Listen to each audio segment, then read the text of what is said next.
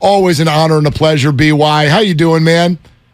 I'm doing great. It was such a treat and so fun to watch those guys perform last night, and just the excitement that was in the air at Levi Stadium.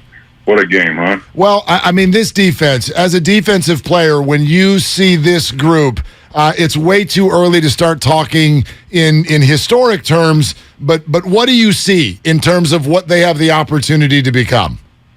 I see a really good, sound defense. They're playing together. I think DeMeco is doing a great job. Just as a play caller, he's very bright. He's a really excellent play caller and understands, just in terms of personnel and how to put those guys in the best place possible to win.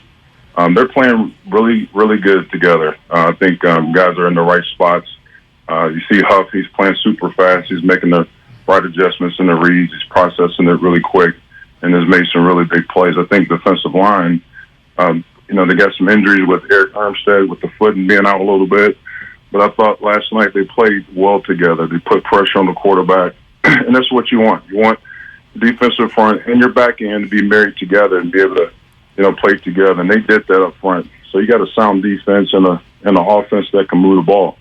And special teams, I think right now, they're pretty solid, and they'll get better as the season goes along. Yeah, missed field goal and a bobbled punt by Ray McLeod. Not maybe the only area you could look at and say, maybe a couple of things to shore up. What kind of a luxury is it for DeMeco Ryans to have a defense where you can just play in your base nickel and not really have to trick it up much and still go out and dominate?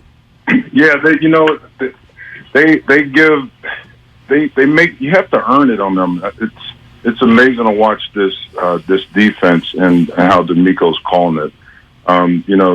They play really sound in coverage and up front. They do a great job in the run game, and then applying pressure on the quarterback.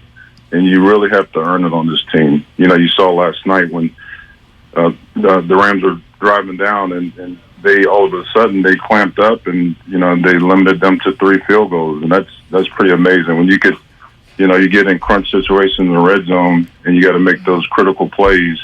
They're doing that, so they're playing well together, and they're just a fun group to watch. The great Bryant Young is with us here on Willard and Dibs, 95.7 The Game. BY, as fans, media, we want everything to look the same every week, and we want the 49ers to just go out there and play well. And we realize in the calm times, it doesn't really work that way. Like each team, even the good ones, kind of become that throughout the year, right? Like this was a weird start to the year. Can you speak to this from experience? Were you ever a part of teams that just weren't they weren't there at the beginning of the year, but then they somehow found it? And how do they go about doing that? Yeah, this is a little different, where you see the decisions that were made in the off season to potentially trade Jimmy G, and then the young guy was at the start and he gets hurt. And Jimmy G, just being the pro that he is, very humble, being a pro's pro, and was willing to take a deal to be a backup. Who would have known, that he would be the starter early in the season? And so he's done a great job in terms of just managing the offense. Jimmy's a winner. He's a pro. He's going to win a lot of games. And that's the kind of situation you want to be in. I mean, if there's a perfect scenario, it doesn't always play out that way, but what a great scenario to have in terms of having a guy that's been there before as an experienced quarterback. Your starter, your young guy gets hurt, and he comes in and he's able to keep the chains moving. And so, I don't know if I've ever seen a team that I've been on that's been like that. I remember when Steve got hurt in '99. He had the concussion against Arizona, and Jeff Garcia was thrown in, and it took some learning for him to really understand and grasp the offense. But boy, when he did, we were rolling. How much is Jimmy perfectly suited for this complementary football style where the defense is so good and you really have a quarterback that you just want to have manage the game and not make mistakes? Yeah, I think, Jimmy just, I think Jimmy is just, in terms of just eliminating the mistakes and making sure that he can make the throws that he's capable of making, he's confident making. Jimmy has won a lot of games, and I say Jimmy is a winner. and he's going to have his share of mistakes, but he's going to have his fair share of great plays that's going to put the offense in position to score. But he's a guy that's kind of poised, and I think he understands the position he's in. There's really no pressure on him to do anything great, but just manage the football game, move the chains, and just play sound football, and really rely on the defense as well to do their job and potentially to get some more turnovers or get the ball back to them and get more opportunities for the offense to score. Brian, would love to tap into your expertise on the defensive line and find out what you see. What stands out to you? And could you also share a comment on the career start and arc of Javon Kinlaw, who was not able to play last night, and what you still see as possible there?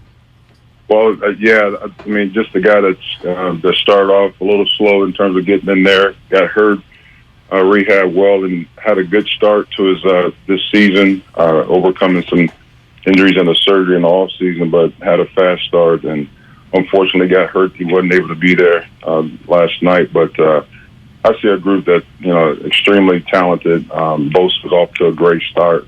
He does a great job on the edge in the run game and putting pressure on the quarterback. He's a really good player. I love watching him play. He's effective, and I'm glad we got him on our team. But this group really plays well together. They put, like I said before, they put pressure on the quarterback. They do a good job stopping the run, and they're just, they're electric to watch. How much is the depth of that group maybe as important as the elite skills of Nick Bosa? They had 9 different guys take snaps at either interior defensive tackle or defensive end. Is that depth maybe their biggest strength? That's a plus. That's a bonus. You want to make sure that you have enough guys that can, take up the slack if a guy goes down, or having an understanding that it's a responsibility that when you have the baton in your hand, that you have to do your part. Like when those guys are either injured or out taking a break, you have to have confidence that those guys are going to do their job when they have their turn. So they got the right mix of guys that, that are in there that are able to do that, continue to carry the torch and understand the responsibility that they have to the defensive line and to this team. And so depth is really important. Unfortunately, Kinlaw went down. They inserted some guys that were able to pick up the slack, and Eric had the foot injury, went out early. But those guys seem to come together and continue to play and make the plays that help them win, evidently. Brian, it is always just so cool to have you on and get your perspective. Thank you so much for taking a few minutes out of your day today. Oh, absolutely. No problem. I appreciate you guys. All right, there Thanks, it is. PY. The Hall of Famer, Bryant Young.